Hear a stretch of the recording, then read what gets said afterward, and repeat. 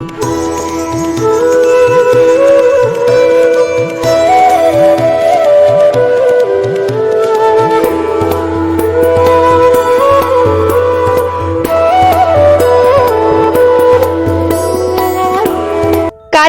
रंग तोड़ीर शेष स्पर्श प्रभु विघ्नहर्ता मूर्ति आउ मात्र 2 दिन रहिला प्रभु विघ्नहर्ता श्री गणेशंकर पूजा से सबुठी भक्तिमय परिवेश।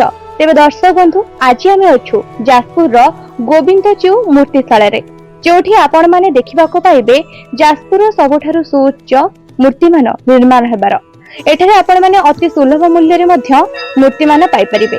तेबे आसंतु देखिबा किभଳି भाबरे मूर्ति को प्रस्तुत करूछंती एवं केते मूर्ति प्रस्तुत होछि तो सब देखिबा।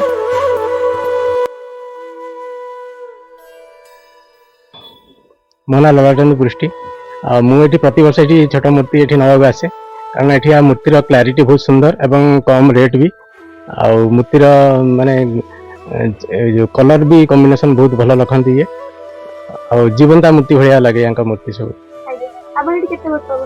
मुझे 5-6 वर्ष है नब एथर ऑर्डर भी देछि एथर भी से गोटे बड़ मूर्ति भी करछन।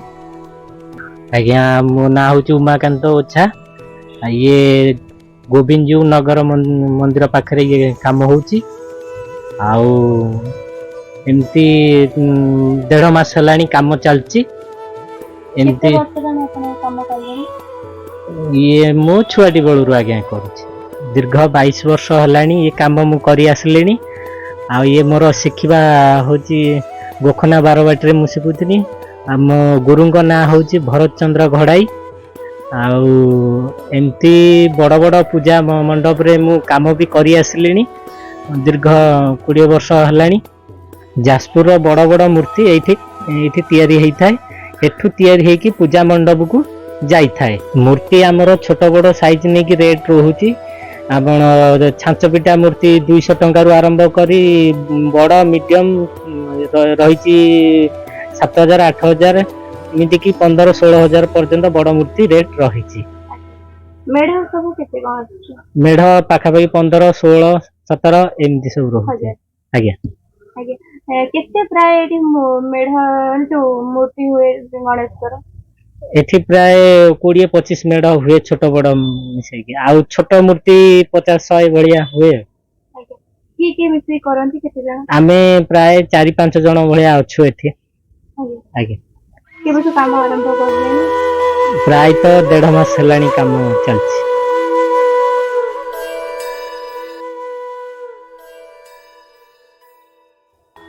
तेज दर्शक बंधु आपण देखुथिले गोविंदजू मूर्ति शिल्पायन रे केते सुंदर भाबरे सुउच्च गणेशंक मूर्ति निर्माण होछि एवं अति सुलभ मूल्य रे मध्य आपण माने एठारो मूर्ति मान पाई परिबे। जाजपुर मनीषा राउत का रिपोर्ट न्यूज़ 18 लोकल।